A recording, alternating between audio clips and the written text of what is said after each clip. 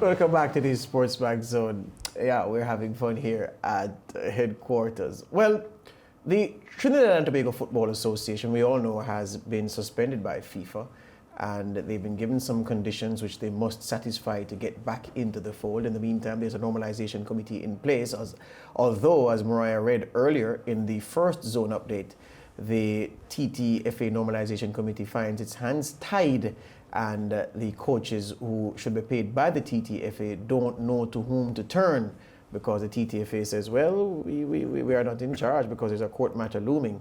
And the executive of the TTFA, duly elected in November last year, say, well, we can't do anything because FIFA has put in place a normalization committee. So the upshot is that the result is that the coaches, the technical staff, remain unpaid.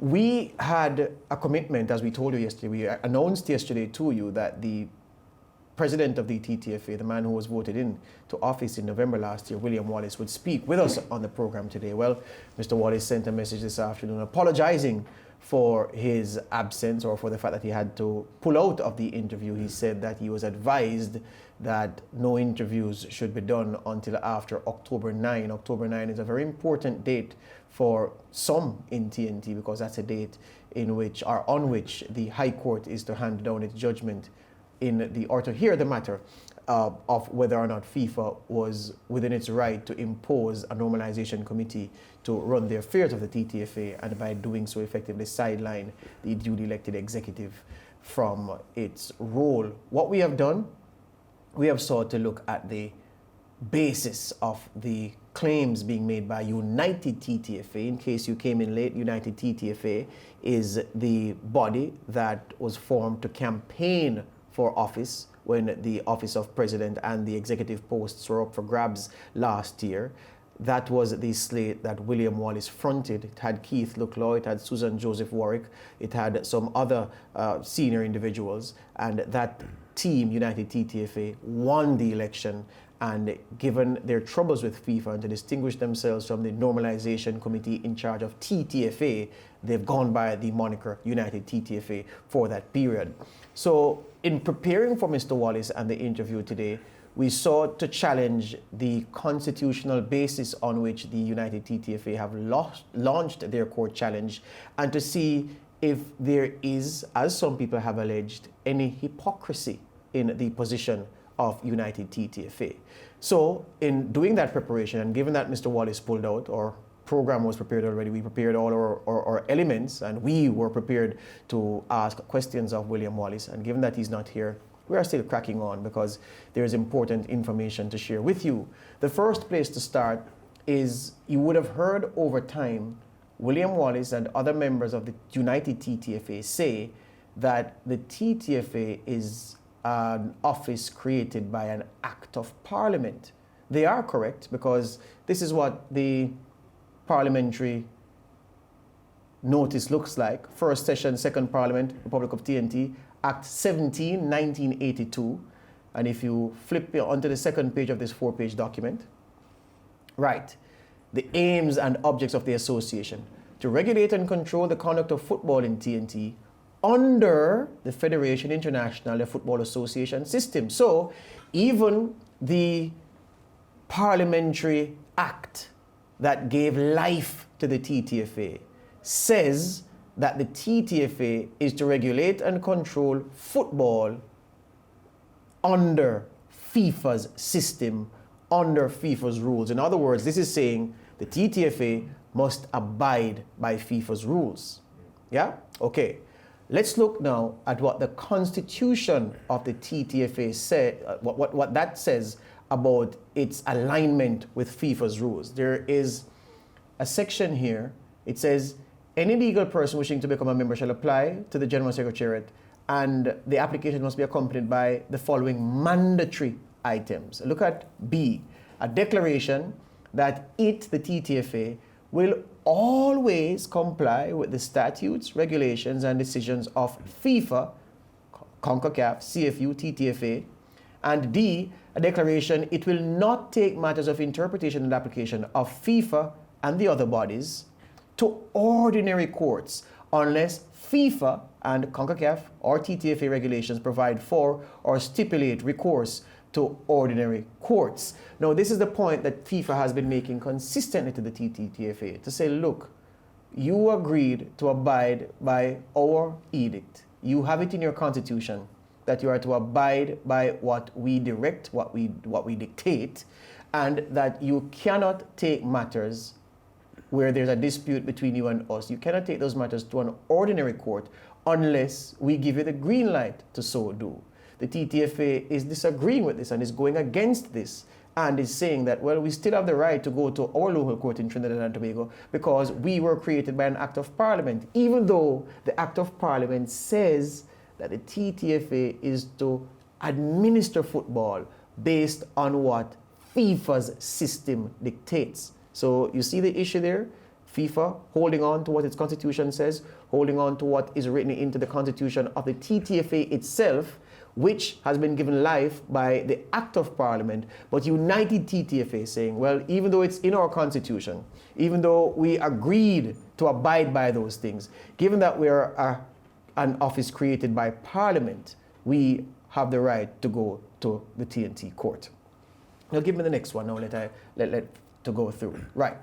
The TTFA constitution talks about expulsion. In other words, what can a member of the TTFA do to get expelled? And we've used this to draw a contrast with the basis for FIFA suspending the TTFA. It says that the TTFA's general meeting may expel a member if the member fails to fulfill its obligations financially, or if it seriously violates the statutes, regulations, directives, or decisions of FIFA, or C, it brings a dispute to an ordinary court, except in cases where FIFA regulations or binding legal provisions specifically provide for or stipulate recourse to ordinary court. So if anybody is saying that FIFA has been heavy-handed in suspending the TTFA itself says to its members, if you bring us, the TTFA, to court, to an ordinary court, unless we have directed you to go to the ordinary court, then you will be suspended, you'll be expelled.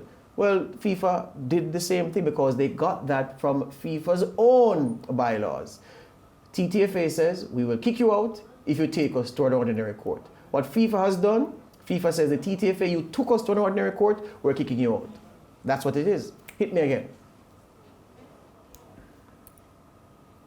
TTFA says the presence of, well, this is just a continuation of the graphic we showed before, telling you how much of the membership of the TTFA can vote to kick a member out. Now, this is where it gets interesting.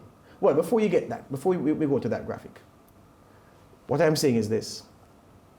FIFA has said, if you are a member of FIFA, as TTFA was, you have to abide by our dictate that you can't take us to an ordinary court unless we tell you to take the matter in dispute to an ordinary court. United TTFA has ignored that and has taken FIFA to an ordinary court, i.e. the TNT High Court. On that basis, FIFA has acted to suspend Trinidad and Tobago. So that is what is at play.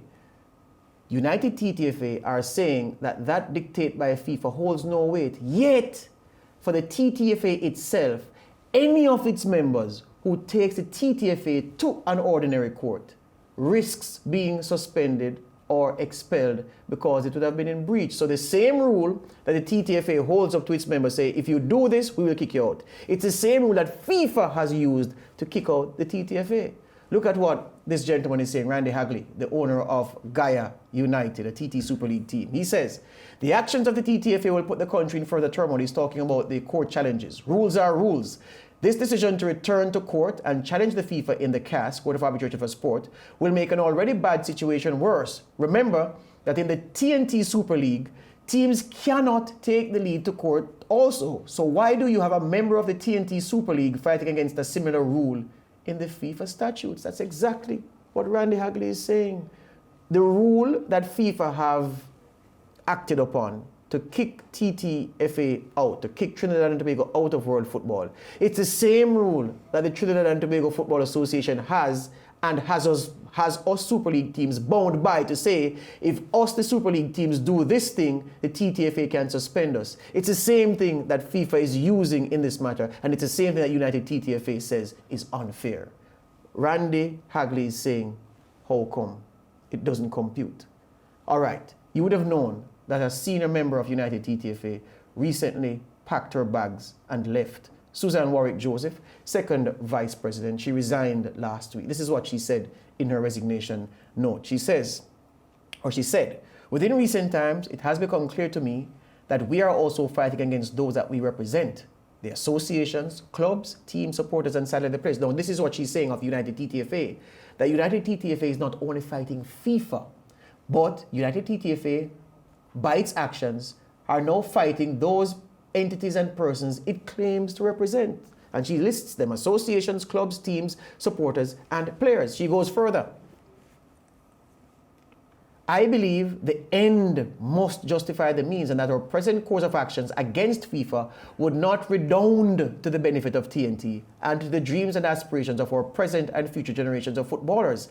Having consulted with our membership, we took the decision to give up our principled struggle for the future of TNT football and moved for the withdrawal of court proceedings against FIFA. Now hold it right there. She's talking about that meeting last week, Tuesday, the day before the FIFA imposed deadline. She's saying that they effectively swallowed their pride, said, you know what, for the greater good, we are going to pull this action out of court so that the football can survive, so that we can avoid a ban. That's what she's saying in that part of her statement. She goes further. How and why these papers were filed after the 3 p.m. deadline. Remember, we told you here, we told you first, anywhere in the Caribbean, nobody told you before, we did, that the papers for withdrawing the court action were filed at 3:02 p.m. and 3 seconds, which is 2 minutes and 3 seconds after, that's not even the deadline. The deadline was for 3 p.m. that the matter should have been out of court. They only applied to the court to take it out of court at 3:02 p.m. and 3 seconds. So go back to that graphic. This is what to show the fullness of what she said. How and why they were filed after the 3 p.m. deadline is beyond me. I am saddened and disappointed at the turn of events. As for me, she said, I am done. And with that, she resigned from the United TTFA, from her position as second vice president of the TTFA. So I turned to my team, I want to ask them, when you look at the situation from this perspective, when you look at the principle that William Wallace says he stands on, do you see any shred of principle there, given what the TTFA Constitution says, what the Act of Parliament which created the TTFA says, and what the Super League people are saying, that you're holding us to the same rules that FIFA used to kick you out, the same rules that you say are unfair? First of all, the fact that William Wallace would have told us that he would come on the show, and I always remember, and I always use this, when he won in that interview, George and Lance, he said that he wanted to be very accountable to the people. He wanted to be very open. He didn't want to be like the previous administration. He said that on our show many, many times. And every time he declines, I just go back to that and I say, but you're going back on your word. You said that you would have been a partner with us and you would have come here every time that we needed questions answered, and not for us, but for the public, and you would have answered. So that's one thing. The fact that Susan Joseph Warwick came out and said those things, we get the idea that there has been a lot of internal conflicts. The fact that she would pack her bags up, it's like you tell her something, you tell the rest of the members something, and then you do otherwise. So that speaks to the internal conflict among the United TTFA. And then we look at the fact that I feel like, okay, when FIFA suspended Trinidad and Tobago from football, George and Lance, they said that we had to go back and revisit our statutes, the TTFA statutes, and ensure that it was extremely clear that moving forward, CAS would be the only body that would deal with our disputes. But it's already there though, so I don't feel like there's much alteration to be done, because it's clear that it's basically what FIFA wants. We are in line and under FIFA. The disappointment for me here is that William Wallace isn't appearing on the show today as he had promised, because... But this is not the first time. Yeah, and ever since this story got to the point that their backs were against the wall, the United TTFA, Wallace has not made himself available to talk to us, even though we've seen several interviews, both radio, television, and in the print media, with him talking to media, but just not to the SportsMax team. Having said that, it is a huge conflict from the United TTFA standpoint that they have in recent weeks been moving in a direction that is not in line with the delegates and the people they represent, which is a problem for them. So I would be very keen to hear William Wallace's position, and given what we just outlined with regard to the statutes and the Parliamentary Act that brought the TTFA into being, the odds seem really, really heavily against the stand that the United TTFA is taking and how much success they can get here. We have been saying from the beginning that even if against the odds the TTFA would get a victory against FIFA here, it still would be a Pyrrhic victory, because it's almost like you're going to war and you win a war and the only person standing is the commanding officer and all the troops are dead. So who celebrates the victory? So William Wallace and the United TTFA, which is standing firm for their position, has to come to tell us exactly what is the process that they're trying to fight for, because the odds really stacked heavily against them. I know, and I've said this before, that I don't think FIFA is a very transparent body, and there are many, many issues that FIFA are standing on that, in my opinion, look very, very shady. But the fact is that they run football, and there are many, many areas of football globally, and many disenchanted people with football globally that don't have the power, the strength, the ammunition, and the appetite to fight FIFA. Anil Roberts, who was a former sports minister in Trinidad and Tobago, we spoke to him last week on this issue, and something he said stood out to me, and it's something that I understand. He said, even if the United TTFA were correct in every single aspect of what they are fighting for, even if they were correct in every single aspect that they are fighting for, he still thinks that they're doing nonsense.